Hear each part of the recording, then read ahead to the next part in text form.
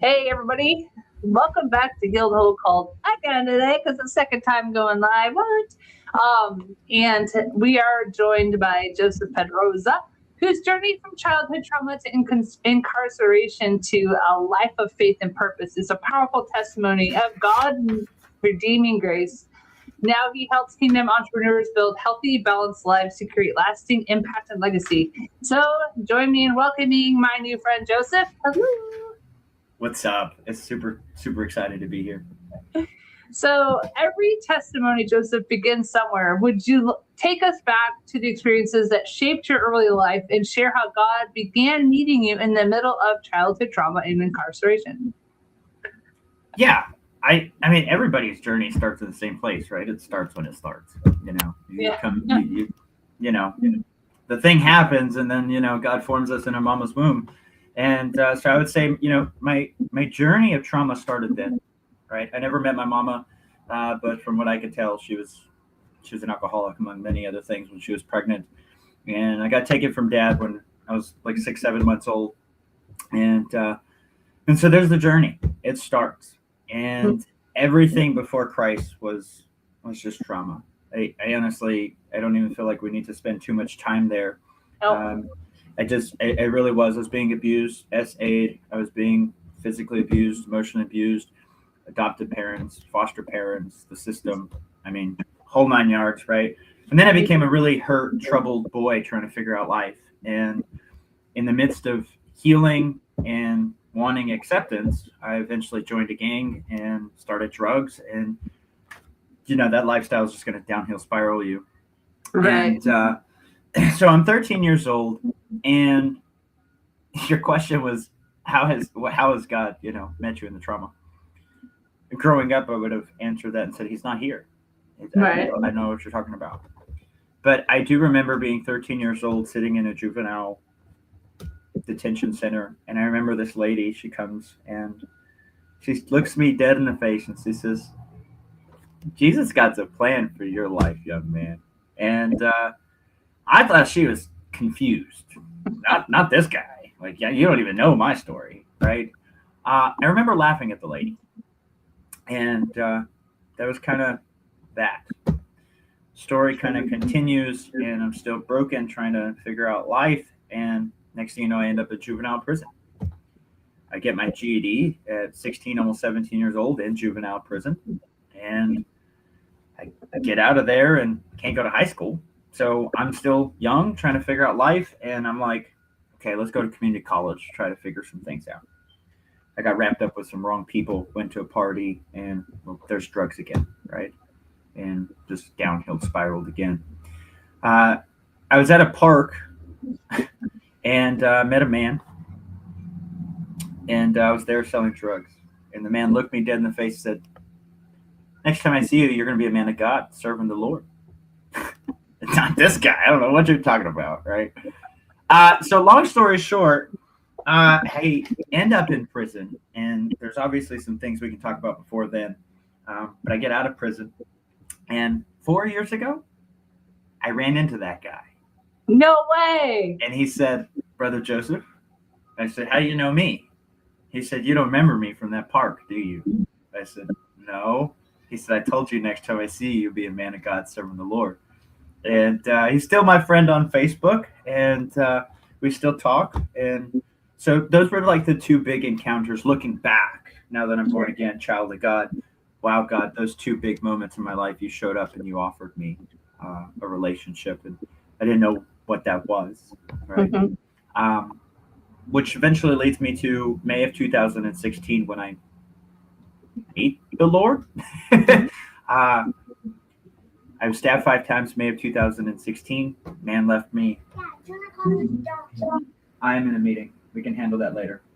Go figure that out. Thank you. I mean, cute tiny voices are always welcome on the podcast. Well, that's a whole part of the story too. Glory goes to the Lord. But honestly, when you have a gap between teenagers that are 16 and an 8-year-old, sometimes there's just a miscommunication there. And it's like things that were fine with the 16-year-old yesterday, they're not necessarily fine today because she kind of hit the matures, just Yesterday that was funny, today it's annoying. And the 8-year-old don't understand. The 8-year-old's like, hey, what's going on? I did the same thing. It's like, y'all got to figure that out between yourselves. Dad Yeah. can always intervene. I don't know what to say. So that's a whole thing, right? But in 2016, I had the life death situation occur. A man left me to a dumpster. Just left me there. And on the way to emergency lung surgery, because I got found, I ended up in a hospital. Um, there's not a lung surgeon at the hospital that I went to. And so the doctor tells me I need to be emergency evac to Texas to go have emergency lung surgery, or basically I'm going to die. And Okay. I say, okay, I guess let's go to Texas, right? And I encounter the risen King of Glory on the way to this hospital. Now, were you bused by ambulance, helicopter? Helicopter took me. Yeah, no ambulance. We needed to get there supposedly, and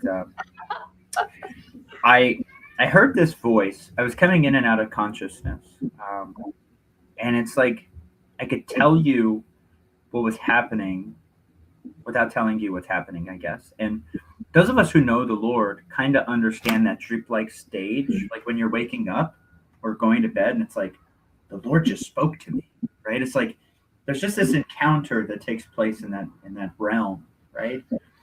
And so like I'm coming in and out of like this place, I guess, and I hear a voice, and it's so compelling it shakes me to my bones and says, "Call on Jesus the Christ." And I said, "If you're real, give me my life, and I guess I'll give it back to you." And I didn't realize I was making a covenant with the Son of God. I didn't realize I was making a covenant, but he held me to it, and I was supernaturally healed. I was released from the hospital 2.5 hours later. I did not need lung surgery. No way. I needed my thumb stapled back on. And so that's why it took 2 hours, is literally they were like, okay, so you don't need lung surgery. We obviously have to address that. And this is a graphic thing, just being transparent. But the man did not initially attempt to stab me in my back. He initially tried to stab me in the front. Okay. And my first reaction was, I guess, grab the knife. So he lunges at me with the knife. I grab the knife. He pulls back, stab me again, and he stabs me in my shoulder. Story continues. But when he pulled back, he cut my thumb from like here to here, and it was that thing. And so I had to get that addressed. So Sure. that was addressed. But as far as the life death, you're about to die because your lung is filling up with fluids. The Lord healed that, and so I have this supernatural thing happen. Mhm. And I can't tell you that I just took off running with Jesus, because that's not what happened, right? Like, that's not where the story continues. It's not just like, oh my gosh, right? Like, no. My trust issues were so shot. My view and hope for life was so shot. It caused more confusion than anything. Sure. So I actually took like 3 weeks of my house, sobered up, besides smoking a little bit of weed and some cigarettes, I guess. But as far as, the narcotics and things, I was sober. Mm-hmm. The day I planned to relapse, I felt like the Lord showed up for my rescue. I put a fleece out and said, if you're still here, you'll stop me from relapsing, because today's the day. I can't figure these things out. It's just too much, right? Right. So I take a shower, call the appropriate people, and I get out the bathroom door. And my house is just full of police. There's the detectives and the state police and the county police, and they're like, we have a warrant for your arrest. You gonna come with us?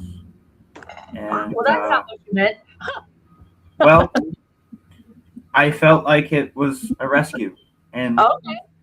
looking back at the series of events, it's now 2026, so stabbed May of 2016, so the last 10 years.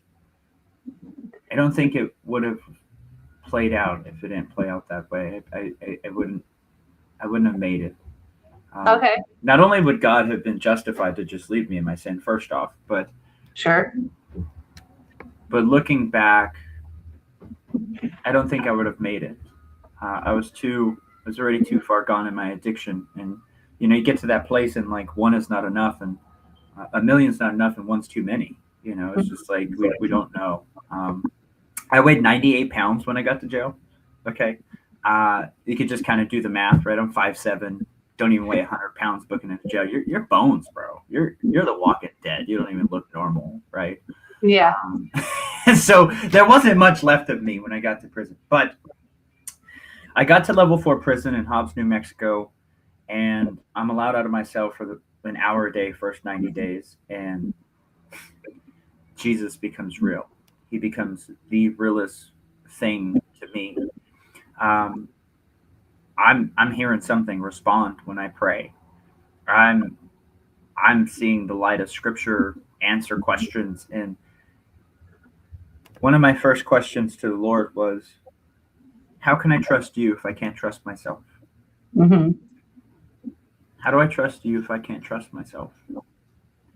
And I heard an answer. Mm-hmm.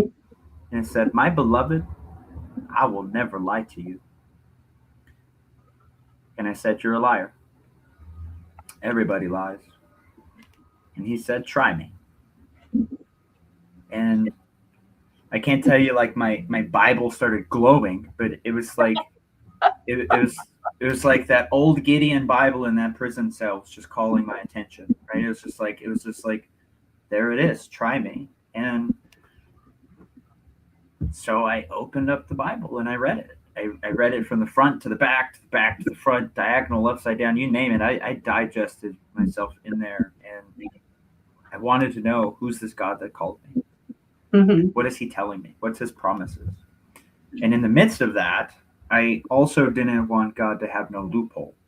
I didn't want God to say, well, I didn't do what I said because you didn't do your part, right? I didn't want none of that. I understand how the court system works. I don't want no loopholes, nothing. We're going to test this, right? Yeah. And so I put me to his word. Little did I know he was instilling obedience to his voice inside of my heart and preparing me for the things that were to come.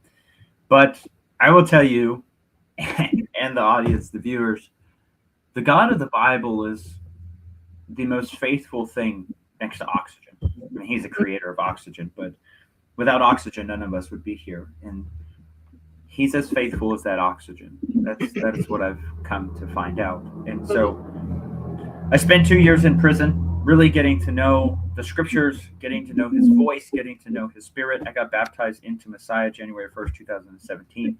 Never looked back. I was released from prison August 8, 2017. Never looked back.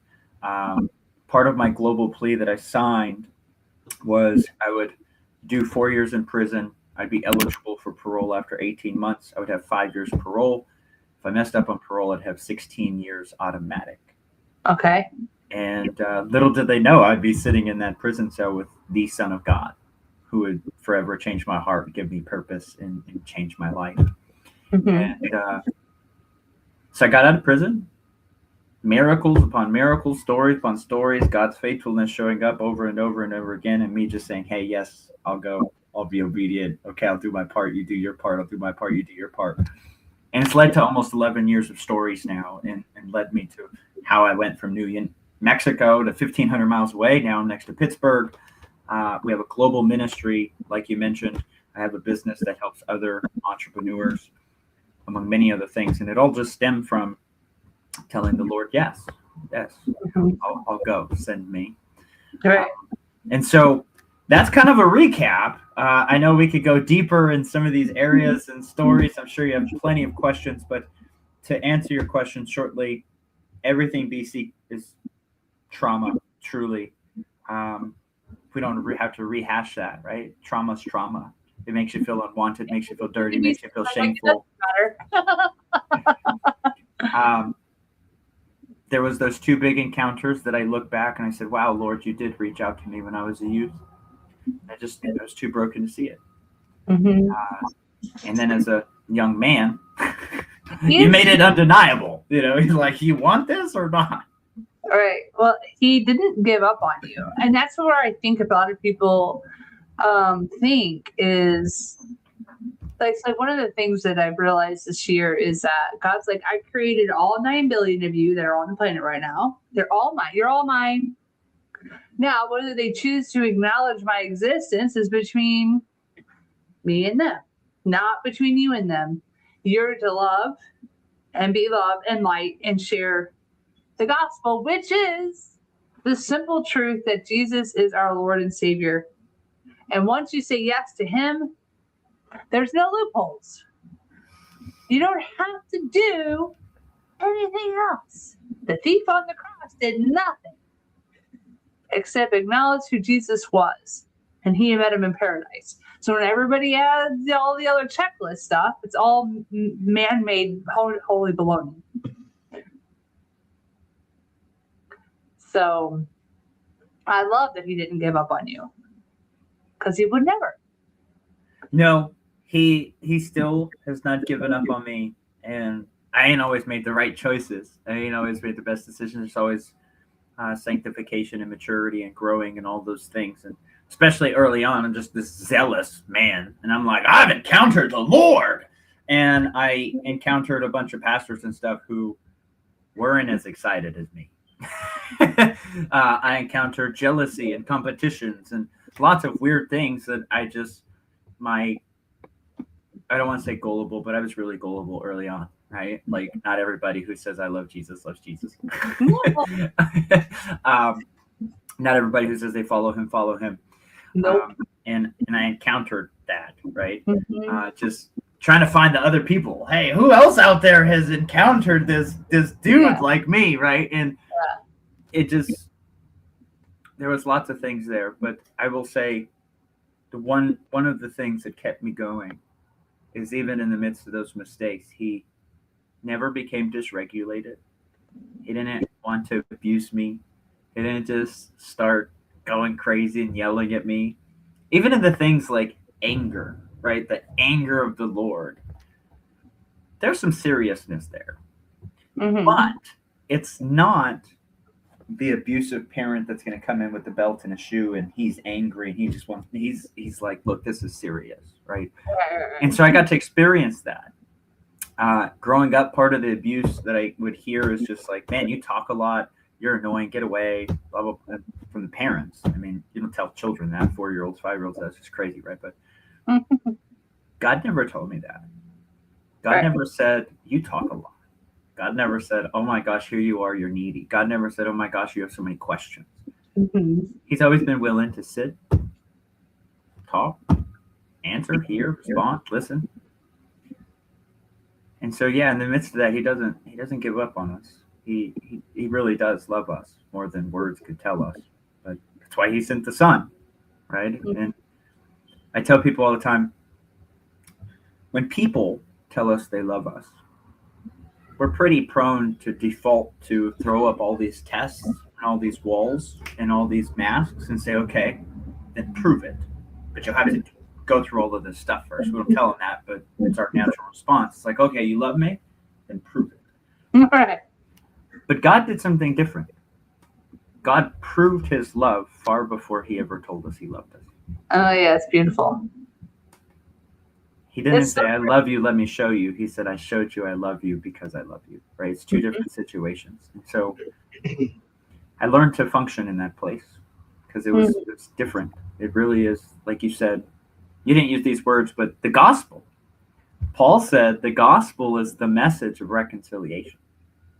Will you just be reconciled to God through the means he set up? And well, there's no God like our God, that's for sure. That's so true. So I'd love for you to dive in on like how you serve kingdom entrepreneurs in a unique way. What burden has God placed on your heart for leaders and business owners you work with? And why is that mission so personal to you? Well, that's a loaded question. I know. There's a lot there. I would say the first thing is it doesn't have to be as hard as we make it. God didn't call us and give us a mission, a vision, uh, to leave us to just stress out about it, to freak out about it, to have to, blessed is the man that doesn't take counsel from the ungodly, but yet most of us are trying to find business advice from the ungodly. And then there's a lot of disorder there, right? And so the first thing is, my company has like this phrase that says, if you're building God's kingdom, but it's costing you your peace, something's out of order. Mm-hmm.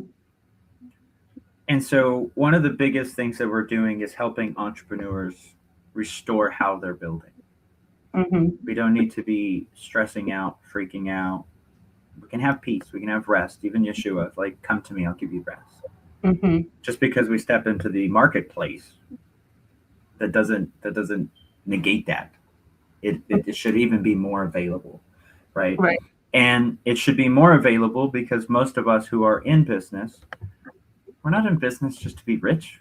Like, most of us are like, I want to make impact. I want to leave things for the generations to come. I want to take care of the weak and the poor and the homeless and the hungry. And well, that's the gospel. Mm-hmm. All of that's the work of the gospel, to go take care of the weak and the orphans and the widows. And it's like, and most people who want to do the work of the gospel don't actually feel like they have the resources or the funds. Well, business solves that. Literally, entrepreneur solves that problem, and now we can go do the work of ministry, not have to freak out. And so I've realized there's just a lot of disorder that causes a lot of unnecessary friction, and it steals our clarity, it steals our peace, and it steals our consistency. Mm-hmm. And so I've created a system, and my business helps with diagnosing what is that disorder in your life, your business specifically. Because if we don't diagnose you and your situation, and we simply try to give you a blanket solution, it's pretty much malpractice. We can't do that.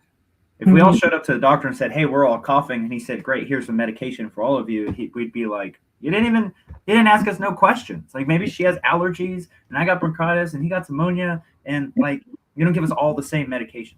Mm-hmm. But that's what entrepreneurs today, coaches do today. They're like, hey, you got this little thing here, buy this whole thing. And we take a different approach. Mm-hmm. Before we ever talk about what or how we can help you, let's diagnose your situation. And maybe you don't actually need to buy a solution. Maybe you just need your next step, and then there's the thing, right?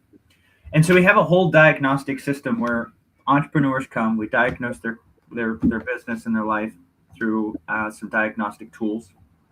The diagnostic tools will reveal to us, where they're at, and one thing they can start doing today, even if they never talk to us, never hear about our offer, nothing. Just, this is where you're at based upon your answers. Here's something you can start doing to fix it. Past that, if you want some help, fine, we can explore some coaching. But our goal, our desire is to advance the kingdom through the marketplace. Yeah. And to do that, it's to give first, serve first. And maybe you don't need to spend money. Maybe you just need to be like, hey, here's your one thing, go do it, right? Right. But just like a doctor has two pathways. They might say, hey, here's your plan, go. We call that a do-it-yourself, right? A DIY, go do it yourself, right? But then some doctors say, hey, we kind of need to work on this together. I need you to come back once a week, or once a month, twice a week, whatever, right? It's like physical therapy, come back once a week. Isn't that coaching? Isn't that like what we see? Like, hey, you could do this yourself, or we could work on it together. And so then we can explore those options if it makes sense. And so, but here is the crazy thing, and I want to share this because I believe it is uncharted waters. I believe it is something that God has asked me to do within the last 6 months, and it's changed the entire directory of our business. And we're just going to push for it. We're going to see what the Lord does, which is, there is 3 pillars to proper stewardship for every single one of us. And we do not have, or we should not have, compartmentalized lives where we try to address these 3 things separately. And I'll explain what they are. We have one Lord, one life, and he's Lord of the one life. Mm-hmm. And so where most people will pick one of these pillars and really niche down and push for it, I realize that it's doing a disservice to people. And so the three pillars that we have is your spiritual walk. Mm-hmm. You have to keep growing with God. You have to. There's no ifs, no ands, no buts. Doesn't matter all the minor details. You got to keep growing, glory to glory, right? Mm-hmm. The second pillar is the assignment itself. What's God asking you to build? How is He asking you to build? And who's it supposed to serve? Right? All the dynamics of the business. That's fine. Mm-hmm. But then we have this third pillar. It's our temple. It is our health. Mm-hmm. And where most people pick one, hey, I want to be the spiritual niche and I'll teach you all about spiritual things, or I'll teach you all about business things and we'll use a faith lens, or hey, I'll teach you about your body and health, but I'll faith lens.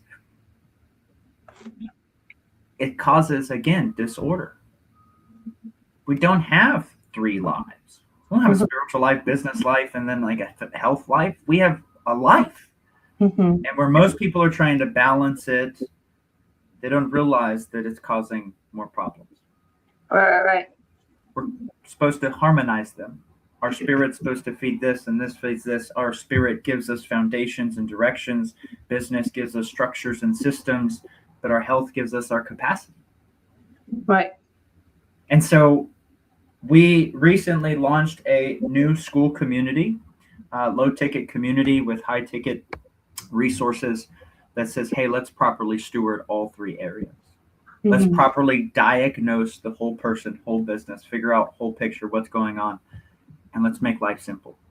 Mm-hmm. That's good. Well, and something that I don't know if you guys talk about it at all, but one of the things the Lord has been real clear on me is to learn how to truly abide and not strive. And what does that mean? And it doesn't mean when you abide, you're lazy. It's not saying, oh, I have this business, Lord. And you say to abide, I'm not going to do anything because you're going to provide. So I am learning, though, to the more I let go, the more He's able to pour in, and the business grows to the capacity that He knows is ready. So often people are just like, oh, I want to make 500,000 a year or $1 million a year, and the Lord's like, no. But why, Lord?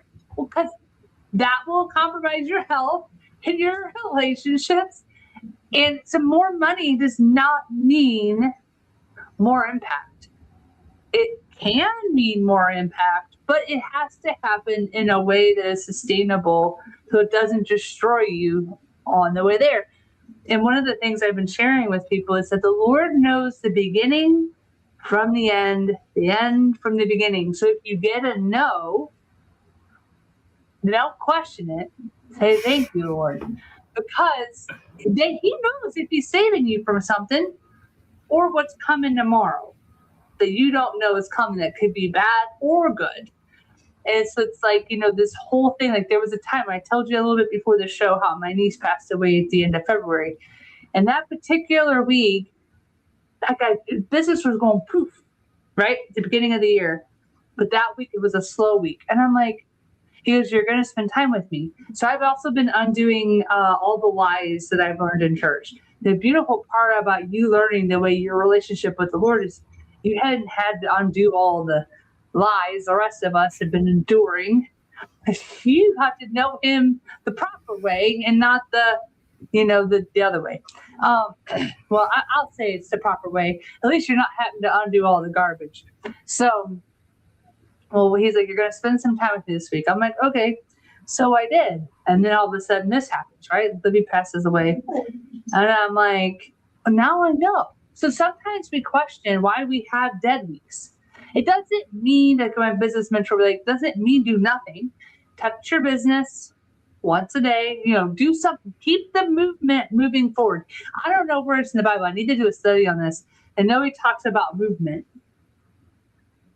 but we do our part, like you had said earlier. We do our part, God does His part. We do our part, God does our part.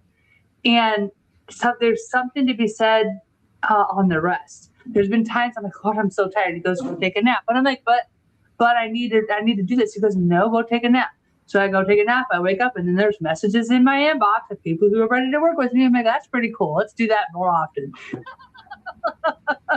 Yes. So there's something to be said to learn how to abide and not feel like we have to put, 40, 60, 100 hours a week into our business. It'll still grow. I work about, anywhere from, 20 to 30.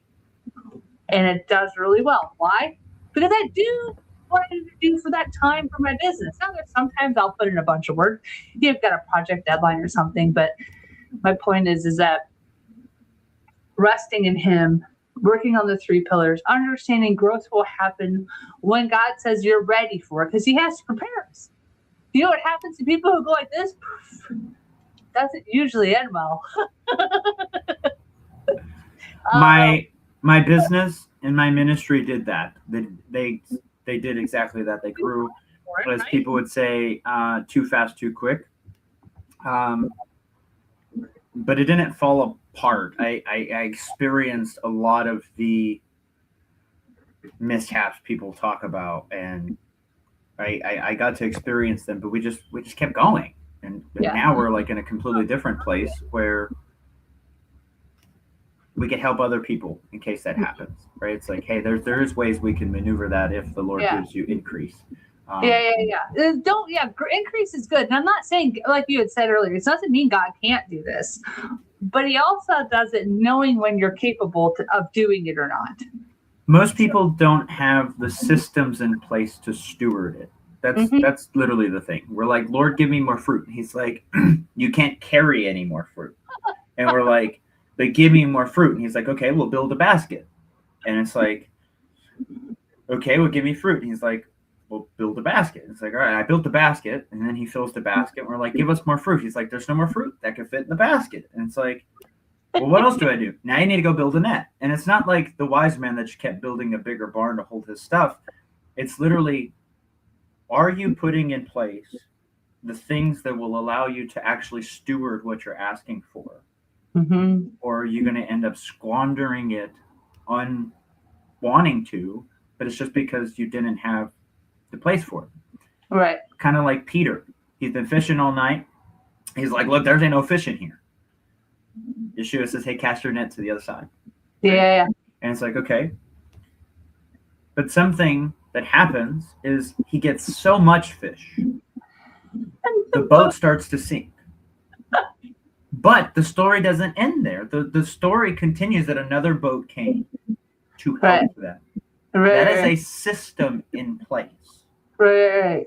Most of us would just be that first boat that starts to sink because we got so much increase and we don't actually have a system to come help us support it. And so if the Lord gave us double the clients, double the finances, double the things, most people don't actually have a system to steward that. They're just they're asking for it, but you don't have a basket. Like your hands can only hold so much. You got to eventually go to a basket. Same thing with a cup, right? Like you can drink from your hands, or you could get a cup. Right. Or you can get a bigger cup. Or you get a bigger cup. I mean, new wine can't go in old wine skins. You know, that is a kingdom principle. Yeah, it's so true. So I'd love for you to share for somebody who's listening today who feels trapped by their past or believes their mistakes have disqualified them from God's purpose. What encouragement would you want them to hear? Your nervous system is not going to like this one because the nervous system needs consistency and it needs perceived safety among many other things. So there may be a process to still walk out. This isn't going to be like a boom, boom, boom, this is it. But what I'm about to say may be the answer that you need for that stuff to happen, which is a question I had to ask myself, and I'll ask you, is why are you still allowing people or things that are not in your life anymore to dictate anything that's going on in your life? Mm-hmm. Mm-hmm. Most of us are getting caught up on things that they're not even here anymore. Yeah. Our souls, our nervous system, trauma response. Yeah. We can renew our mind. We don't have to get stuck. We don't have to stay. I'll say this too. I was talking to a lady yesterday, and she said, "Joseph, you have to remember, it's the sick who need a doctor." And I said, "I agree. I agree. But if the doctor is a good doctor, he won't stay sick forever." No, that's right. Well, and also a good doctor that if you're, I believe in preventative care. So and I'm not even talking to an MD. Can't usually get preventative care from an MD, but you can get it from a chiropractor or a naturopathic physician. And so it's like when you meet people holistically and you work on the thing, you can avoid getting sick to begin with. Hence why the sick shouldn't need a doctor if the sick was prepared ahead of time, in my opinion. Now, sometimes you get sick, but you. Which is also another job for a doctor, right? And then there's a third job for a doctor that I don't think most of us talk about. But the very, very, very healthy people on the earth, they also have doctors. And it's not for, oh, you're sick. It's you want to become more optimized. Let me help you do that. Right? And so the Lord isn't just in the process of like healing the broken and healing the sick. He's also taking the mature to become more mature from glory to glory, right? Well, he trained us all for a purpose, right? And so the whole goal, like I even told him the other day, I'm like, Lord, I want to level up to where you want me to be. And then we'll level up again to where, because it's like, if he were to, okay, let's just pretend for a minute. The Lord was going to take you, to like literally just take you from the little boy in the trauma and swoop you to right here where you are right now. You wouldn't be able to handle that. He levels us up.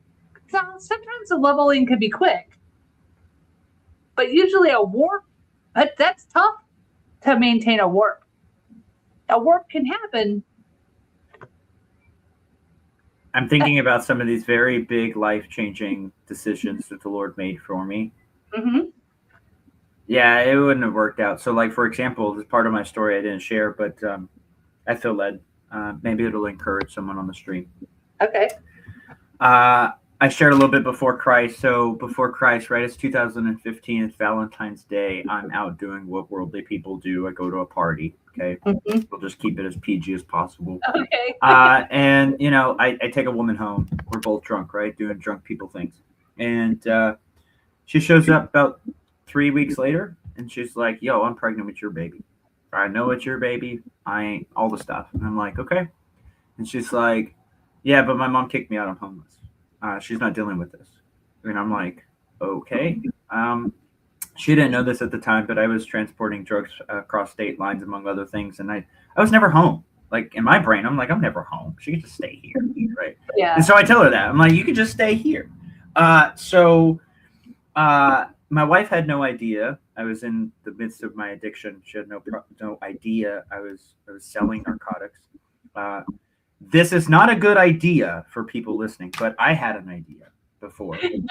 If I looked nice enough and I had nice enough shoes on, nobody would ever expect I had drugs on me, right? It just, who's this white guy walking down the street, you know, with a backpack? It worked for a long time until it stopped working. And then, but that's how my wife met me. She met me waking up, put a suit on, going to work. I'm gone for a day. I'm gone for 3 days. I'm gone for a week. She don't know. Until I get arrested, there's a warrant. They show up and all these things. But so I met my wife Valentine's Day. So you married the girl? So this is a crazy story, right? So we meet Valentine's Day. The wife with the girl on Valentine's Day. Sorry. Yeah. So it's February. Little right before May, like 2 weeks before May, I said I came home on a random day and I said, "You want to get married for the sake of this baby?" The baby grew up with both parents. Neither of us did, and she said, "Okay." She said, "Yep," and I said, "Okay, cool. So how are we going to do this, right?" And so we got married. We got married May 1st, and so we met Valentine's Day, married May 1st. She has a miscarriage in July. Oh, dang. And it was very traumatic. It shouldn't have happened. I blame the doctors fully, but that's a whole other story. And I get arrested. I'm in jail until December 2015. So I'm married, but I haven't had contact with this woman in 6 months. And I only knew her for a few months before we got married. And I was never home to get to know her, right? So she's a stranger. It's December of 2025, and I getting out of jail, and I have this idea, let's go get a divorce. It makes sense. Baby's not here. I don't have a house. I don't even know you. She's in agreement. She's like, yeah, let's get a divorce. And so we both signed the papers, and then I relapse. And I don't turn these court papers in. Like, I'm not going to the courthouse. There's police there. I'm paranoid. So she's like waiting for these divorce finalization papers in the mail, and I'm just living life. I'm like back in my addiction, just doing things. And then I'm stabbed 5 months later, May of 2016. Are you still married to this girl? Still married. Has no idea where I'm at. She's waiting for divorce papers in the mail. Whole 9 yards. Correct. Story gets crazier. Okay. So I end up in prison. I get baptized. And I'm like, Lord, you and me. I'm getting a divorce, and I'm going to be a eunuch. I'll be a eunuch for the rest of my life. Like, I'm excited. Let's do this, Lord, like you and me. He says, no, I hate divorce. You're not getting a divorce. And I said, no, I'm getting a divorce. Watch this. I'll fill it out. I'm a number of the state now, and they will file this for free. That was my idea. So I did. I filed it all out, and I sent it off, and they said, hey, we found a discrepancy. If you fix it, we'll file it. So I did. Then they said, hey, we found another discrepancy. Can you fix it? And we'll file it. And then the third time they said, we're not going to actually file this unless you give us the filing fee. And in my mind, I'm like, there ain't no way I'm coming up with a couple $100 to file this paper. I make 17 cents an hour at my job here in this prison. Like, what the heck? I barely make it, And the Lord clearly tells me again, he says, I hate divorce. And he said, you're going to reconcile with your wife. I said, want to do what? He said, I said, I don't know where my wife is. He said, you'll call her. I said, I don't know her number. He said, I do. And he pretty much etched it on my forehead like it was my social security number. It was 405-977-7340. Okay. And that number gets even crazier. So I met my wife in New Mexico. All of this stuff just happened that I told you I'm in prison. She has no idea I'm in prison. She doesn't even know I'm stabbed. And she doesn't Yeah, she didn't even know I got stabbed. Like, she's literally just waiting for these divorce papers, trying to move on with her own life. And God gives me this phone number. And I call this phone number, right? Sitting in prison. Well, I met my wife in New Mexico. My wife moves out of New Mexico to Texas. Gets in another relationship, and that's abusive. So she's like, I got to get away from this dude. So she goes to get an Oklahoma number. Mm-hmm. We're in New Mexico. She moved to Texas to get away from this guy and gets an Oklahoma number in Texas. Well, I'm in New Mexico prison. And I ain't talked to this woman in 18 months. The number God gave me was that Oklahoma number. No way. Yeah, it's the 405-977-7340. It's still there. It's like, it's in my brain. It can't go nowhere. It's like literally part of my story now. So I called this Oklahoma number. I don't know what I'm doing, right? I'm just following this voice that's talking to me, supposedly. But it's my wife. It is my legal wife. And I don't know anybody in the world other than people I'm not supposed to be around, right? Mm-hmm. Because she was my legal wife, they allowed me to parole out to her house. And I actually had somewhere to go because I was going to have to spend my whole parole in prison because I didn't have anywhere to go. And there was no programs that were willing to accept me because I have AOL on my record. They're like, he'll just run away. Like, this dude's going to run away. We can't let him out. Like, so they let me parole to my wife's house. And, well, technically my mother-in-law's house at that time. And she's my legal wife. So we got married May 1st, 2015. We just celebrated our 11th year anniversary. And so I share this story as a testimony of redemption to marriages that maybe at one point in time were broken, and maybe they were broken because of bad choices. I know. Okay, I made some bad choices, some abusive choices. And the Lord has restored us. That is the coolest story I've ever heard today. And it gets even deeper than that, man. I mean, the story just continues. Like, these stories continue to just compound and compound and compound and compound. I mean, good crazy, not bad crazy. Yeah, I mean, even to like my children now, right? Like, I married the oldest of 12 children. My mother-in-law, when I met her 11 years ago, had 4 dependents. My mother-in-law passed 3 years ago, and when she passed, there were still 3 dependents. Well, nobody else was there to take them in. There's no other godly people in the family, so it's like, who's going to take them? Me. I'll take them in. So I adopted them. So now I have 9 children. 8 of them are adopted. The little one you heard is the only one who, I guess, came from my loins. The other ones all came from different places, in-laws and different things of that nature. So yeah, these stories literally just start compounding. And it's like, I don't know where to start or where to stop, because it's like, there's so many different stories and time limits, and people are like, how long have you served the Lord? 40 years? And I'm like, we're about 10 years into this thing, and I'm excited for the next 10 years. It's like, what? And I tell people, look, I did not meet the man on the way to Calvary. That man was being spat upon. The man was being mocked. It was prophesied. It was supposed to happen. But I met the risen King of Glory, who has all authority and power, and he forever changed my life, gave me a purpose, changed my heart, cleansed my mind, restored my marriage, gave me my children, gave me my business, gave me this home. I mean, literally, the Lord's faithful, right? And so you said, if the Lord brought you from there to here. No, I couldn't. Like, even just this one story. Hey, you'll have a wife and then separate for like almost 2 years, and then God will supernaturally give you a number and call you back, even though you didn't have contact. And it's just like, no. No. What are you talking about? It's like, what? Yeah. Like, you worked from being little boy trauma to a house, married 11 years with 8 kids, and one of your own with your wife. I mean, it goes even crazier than that. So one of the first adopted children, she was 13. She's now 20. She's married, and she has a 2-year-old baby, which means I'm now a grandpa. So nice. Like, that's like an acceleration, right? Like, you don't meet many grandpas that are in their 30s, right? Yeah. It's just, it's like, if it helps, my grandma, my mom, well, that's a whole nother story for another time. But my grandma had my mom at 16, and my mom had me at 18. So that made my grandma a grandma at 34.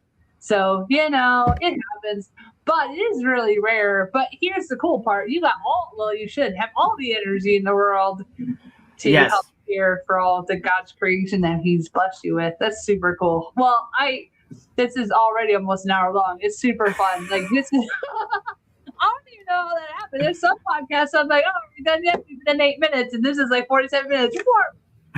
So this is super fun. If somebody wanted to connect with you, what's the best way for them to do that? Joseph Pedroza on all social medias, essentially. Ephesians 6 Coaching is the name of my company. Okay. Ephesians 6 Coaching. Is that Ephesians with the number 6 or the SIX? The number 6. Okay. And we're on all platforms other than X. I'm not on X. I'm not on Twitter. But other than that, you can find us pretty much. It's pretty easable. So, like, SEO and stuff says, like, you got to have people find your business and stuff. Like, I've never really focused on the SEO part, but because, like, I'm literally like the only company online called Ephesians 6 Coaching, and we've just done so much. Yeah, it's literally there. Like, it's just, you can find me. Look up Joseph Pedroza. Crazy thing though. Hold on. Make sure you find me. Okay, and the reason I say this is because 2 years ago, I asked the Lord. I said, I want to obey you in a way that I haven't been able to obey you yet. Your scripture tells me to honor my parents, that comes even with the promise of a long life. So I'm requesting, Lord, that you allow a situation for me to run into my mama, let me run into my daddy, let them see the man I am, let me share the truth and offer friendship, forgiveness, whatever, and we'll just see what happens, right? Mama wanted nothing to do with it. Mama was like, no, absolutely not. She closed all her social media accounts. As far as I know, she was gone. She was just like up and gone again. And I was like, all right, Lord, I'll pray for her. That's the best I could do. Dad, on the other hand, I found Dad, the Holy Spirit one day said, go to the park. I said, what park? He said, this park. I went to the park and I saw a man sitting at the table and I looked like me. And I said, Dad? He said, son? I said, can I sit down? He said, yeah. Long story short, I was in New Mexico on the way to come east, where we're going now. And we were in a motel for 2 weeks, planning, preparing, praying. It was in those 2 weeks that the Holy Spirit took me to my dad. Aww. And I found him at this park, and I showed him, Dad, this is who I am, right? And he said, wow, I thought you were dead, son, like 10 years ago. Everybody told me you died. I don't know. And I said, no, I've been stabbed. I'm in prison. Here's all my stories. Here's all the stuff, right? And he's like, I'm homeless. I've been married for over 20 years, and she's leaving me. She's divorcing me, and I'm losing everything. And I said, well, let me tell you about Jesus, my Jesus, the real Jesus, right? And then he asked me a question. He said, I want what you have, but there's nobody here who would teach me. Would you stick around a little longer to teach me? And I said, you know what, Dad, is to honor you, I will give you 6 months, and I have to continue to go where God is telling me to go. So I will go get a lease. We'll get a property. We'll get a 6-month lease, and I'll give you 6 months of my life, and I'll pour into you. I'll answer all your questions. We'll stay up. We'll talk and all the things. So he moved into me in our spare bedroom. My dad now been baptized. He quit his full-time job. He is divorced, and he is full-time traveling across this country just telling people his journey. Oh, cool. And the reason I say make sure you find me is because now he has like a Facebook and a TikTok and all these things, and he's documenting his journey. Does and he so have the same name as you though? he does. His name's Joseph Pedroza. So Okay. that's why I was like, wait a minute. Make sure you find me, because you may see my dad. And I've had some people ask me, I liked your video yesterday. I'm like, what video? They're like, yeah, you went to California? And I'm like, no, I'm in Pennsylvania. And I'm like, oh, you saw my dad's video. That's so cool, right? So you can find me, but you might also find my dad, because the Lord honored that the couple years ago. And so that's super cool. Be careful what you ask for. Well, everyone, this has been super amazing. Joseph, this is like, obviously there's more stories where even that came from. And so if anyone wants to connect with Joseph, remember to go to Ephesians 6 FIX coaching. Just Google it, you'll find them. Look them up on my socials. And so we just have to thank him for reminding us that our past does not have the final word. God does. Your story is a powerful testimony that healing can lead to purpose. Purpose can create a legacy that reaches far beyond our own lives. Even his dad's life, right? And keep going. All those kids. Thank you for sharing your heart so openly and encouraging us to pursue lives that are whole, faith-filled, and centered on lasting impact. To our listeners, be sure to connect with Joseph again. Learn more about his work. And until next time, remember that your healing has purpose, your story has power, and we were all called for more. Till next time. I also just shared a link tree in the private chat behind the back office stuff. I don't know if you can put that in the comment section or not. It's not allowing me to comment. Or even at another time, but like there's my link tree that has all my socials, everything on it. So that's no, I can. So I'm gonna put it on. I can make a comment and it'll show up on the YouTube. Yep, there it is. I can see it. Cool. And then yeah. all the other platforms, I'll just have to make a comment because they don't show up on. Platforms have their rules. So anyway. Yeah.